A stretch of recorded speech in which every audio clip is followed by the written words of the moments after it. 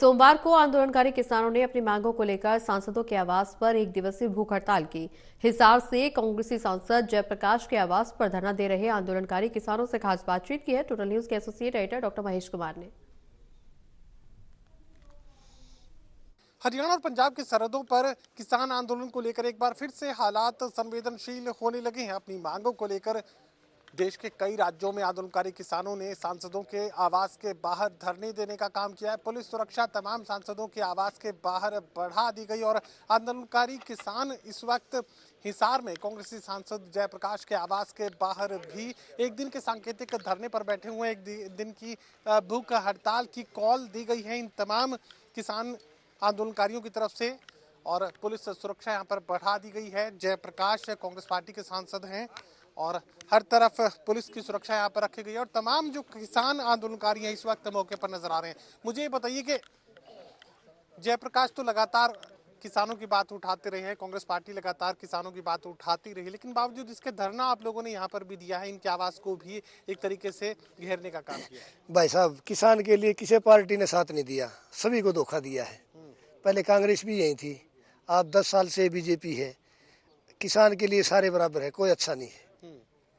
चलिए, मुझे धरने के बारे में बताइए, किस मकसद के साथ आज ये धरना दिया गया है और अपने सांसद से किस तरह की उम्मीद आप लोग रखते हैं? जी, जैसा कि 10 महीने से हमारा आंदोलन खनौरी बॉर्डर, शंभू बॉर्डर और रतनपुरा बॉर्डर पर जारी है। पिछले आंदोलन की जो हमारी बकाया मांगे हैं, सरकार ने लिखित में आश्वासन दिया था, उन लोग मांगों को लेकर के ही आंदोलन फिर से शुरू किया गया था। 10 महीने से सरकार हमारी सुनवाई नहीं की। शुरुआती दौर में 4 दौर की हमारी वार्ता हुई थी, लेकिन वो सिरे नहीं चढ़ पाई।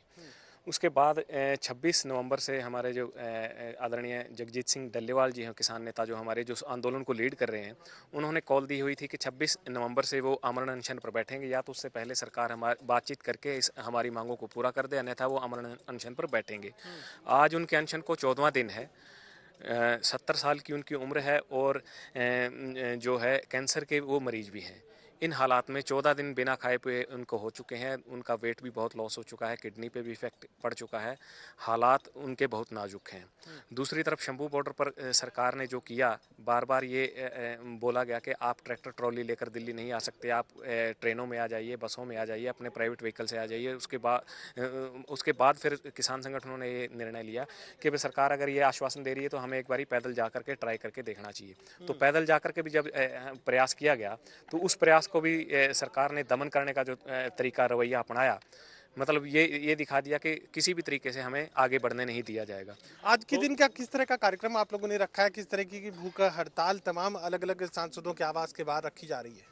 हाँ सर, नमस्कार। सांकेतिक ये जो धरना है हमारा एक दिन का, इसमें हमें मतलब पूरे स्टेटों के जो भी शासन है, सभी के, चाहे कोई भी पार्टी का है, सभी के आगे हमें आज ज्ञापन दे रहे हैं। जहाँ पंजाब के अंदर 14 दिन हो गए लगातार अनशन पे बैठे हैं सरदार जी, हमारे बहुत ही बुजुर्ग और आदरणीय हैं। तो उनके मतलब एक संदेश देना चाह रहे हैं, भी कोई नई मांग हमारी नहीं है, वही पुरानी मांगों को लेकर किसान सड़कों के ऊपर हैं। तो सरकार से अपील है, मोदी सरकार से अपील है कि जो आपने वादे किए थे, जो 13 महीने टिकरी बॉर्डर पर किसान बैठा था, 700 किसानों की शहादत हमने दी है, तो दोबारा याद दिलाने के लिए किसान वापस दिल्ली जाने के लिए जब जा रहा है तो उनको रोका जा रहा है। भी किसी तरीके से फिर भी किसान मान रहे हैं भी हमें कैसे किसी तरीके से भी जाने दो, जो पैदल जाए कैसे भी जाए। फिर मतलब सुप्रीम कोर्ट ने कहा भी क्या भाई रात को ही वापस आओगे, यहाँ ठहर ही नहीं सकते। तो वो बहुत ही निंदनीय ये बातें हैं भाई। क्या किसान कोई पाकिस्तान से आया है या कहीं से भी आया है तो, लेकिन क्या वो दिल्ली नहीं जा सकता? क्या दिल्ली उसकी नहीं है? अब आगे क्या कुछ रणनीति आप लोग बनाते हुए नजर आ रहे हैं? क्या लगता है कि भूख हड़ताल से बात बनेगी? क्योंकि एक एक घंटे कह सकते हैं कि 101 किसान जाएंगे, उसके बाद कहा गया कि पैदल जाएंगे, बिना सामान के जाएंगे। इतनी नियमों के साथ, इतने शर्तों के साथ क्या किसी संघर्ष को आगे बढ़ाया जा सकता है? भाई, किसान कभी रणनीति नहीं बनाता, रणनीति बनाती सरकार। किसान तो क्या है, अपनी मांगों को लेके आगे चलता है। सरकार जिस तरह जाने नहीं दे, बैठे रहेंगे भाई, टाइम लग जाएगा भाई, साल लग जाए, 2 साल लग जाए, जो भी टाइम लगे जाए भाई। किसान ने तो वो फसल लेकर के बहुत ही नहीं, बार बार नुका भाई अगली साल हो जाएगी। तो यह सरकार ही भी नहीं तो फिर मान जाएगी, मानना सरकार ने है, किसान ने तो बैठा रहना भाई साहब। चलिए, 2 टूक ये बात कही जा सकती है कि आंदोलनकारी किसान किसी भी सूरत में पीछे हटने के लिए तैयार नहीं है। साफ तौर से अपनी मांग को एक बार फिर से सांसदों के जरिए देश के सामने उठाने की, संसद के सामने उठाने की कोशिश इन आंदोलनकारी किसानों की तरफ से की जा रही है। सहयोगी कमल के साथ doctor Mahesh Kumar, total news, Hisar.